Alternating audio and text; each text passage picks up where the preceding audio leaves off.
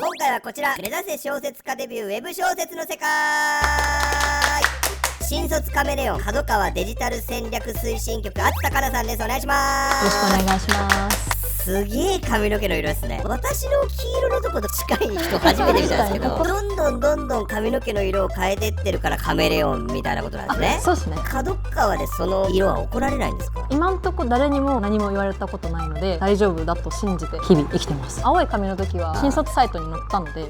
ちょっと待っていいですか？あつたさんの髪の色よりもアッシャージョージがかっこよすぎて目いかなくなるもんなちょっとお写真あるみたいなんで、これ最初の入社式ですね。おとなしい色ですね。相川七瀬カラーですね。伝わらないですよね。世代が違うんですね。わかんないです。すいません夢見る少女じゃいられないっていう曲知らないですか？ちょっとわかんない。本当に？マジか。うわすごい。青かった頃ですね。うわどんどん変わる。次何色にするんですか？決めてないんで決めてもらっていいですよ。やっぱピンクじゃないですか。林家ペーパーの写真持ってって。林家ペーパー知らないです。嘘ですマジで？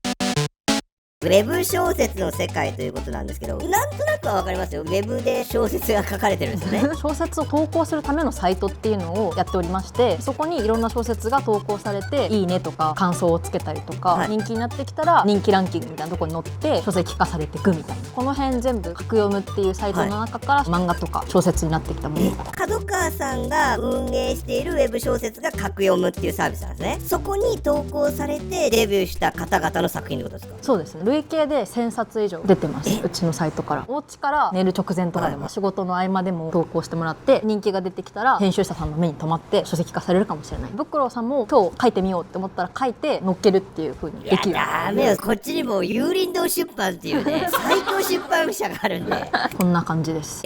情報多くて目がチカチカするどこから見ればいいのこれ？一番人気なのが異世界ものっていう。なんすか異世界？伊勢丹だったりしてますある日トラックにひかれて死んじゃったと思ったら違う世界に飛んでいて、女神様にこんな能力を授けますみたいな、この力を使って魔王を倒すとか、新たなファンタジーっぽい世界観の中でワイワイやるとか。みんなタイトル長いっすね。そうですね。普通小説ってこの作家さんのだから読もうとかなると思うんですけど、ウェブの場合は要素ありきなので、タイトルで何々ってなって、こんな話なんだ、じゃあ読んでみようかなってなるように工夫してる。それが格読むないの累計の1位、圧倒的な1位です。永遠に1位です。転移したら山の中だった。反動で強さよりも快適さを選びました。読みたくなるこれは人気なんですね。ラブコメどうですか？ラブコメ。そうですね。ママ母の連れ子が元カノだった。別れた直後に義理の兄弟になった元カップルの話。いやいいじゃないですか読みたい。とある中学校でとある少年と少女が出会い、気持ちを通じ合わせて恋人となり、イチャイチャして些細なことですれ違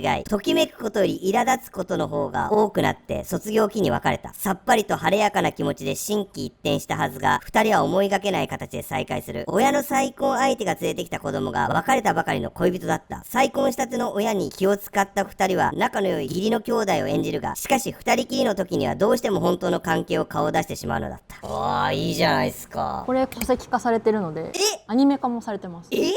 もうこういう時代なんだ。1億2000万人全表現者だ。横浜駅の SF とかどうですか？横浜駅 SF。横浜駅が自己増殖して日本列島を覆い尽くす未来小説。いやすごいよ。ストーリーが絶え間ない改築の続く横浜駅がついに自己増殖の能力を獲得し、膨張を開始して数百年後の日本、本州の 99% は横浜駅で覆われ、スイカを所有する人間が住み、自動改札による徹底した監視下にある駅中の社会と、それ以外のわずかな土地に追いやられた人間の社会に分けられていた。これめちゃくちゃおもろいですね。面白そう。もう書籍化されてるじゃないですか、これは絶対面白いわ。設定が頭おかしいですその朝富士山は黒かったから始まるんですね。面白そう。これはほとんど素人の方が自由にアップしていくんですよね。どれぐらい投稿されるんですか？投稿作品自体が30万作品以上。30万成り上がっていくには何で上に上がっていくんですか？いいね数なのか読まれた数なのか、その辺の総合していろんな読者が注目してる作品がランキングの中に乗っかっていって、そうすると編集者とかがチェックしてこれいけるってなったら書籍化される。もちろん書籍化されて印税アニメ化、この中で一番ヒットっていうのはどれなんですか？ひげを剃る女子高生を拾う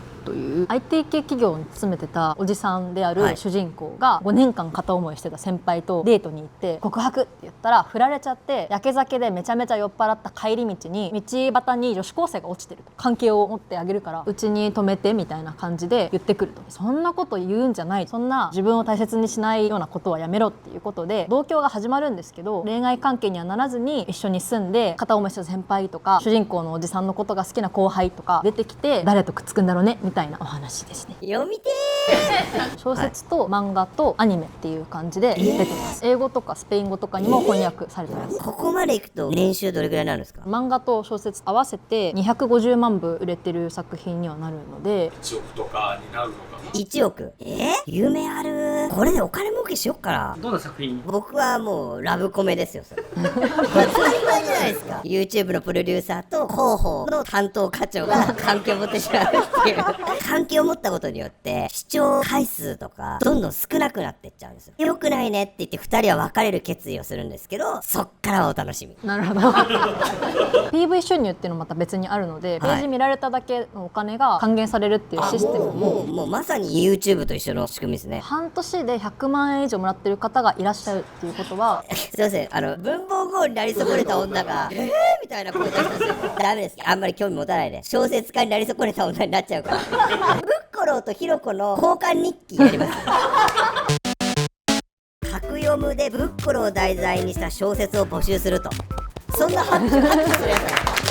ブッコロが登場する二次創作小説みたいなものを募集するコンテストになっております。その中から賞を皆さんに決めていただいてお渡しする企画にできればと思っておりますので、ブッコロを題材にした小説なので、ブッコロが主人公なのか何かわからないけど小説を書く、そんなコンテストやってくれていいんですか？はい、もちろんブッコロのいろんなお話が出てきて格読むが盛り上がると嬉しいなと。いつからいつまでですか3月の7日から募集がスタートしまして、4月の15日まで？1ヶ月ぐらい。ぜひこのうちのマスコットである鳥ちゃんがいるんですけど、誰だ君勝手に入ってきて。こんにちは。うちの格読むのマスコットということで、なんていう名前ですか？鳥です。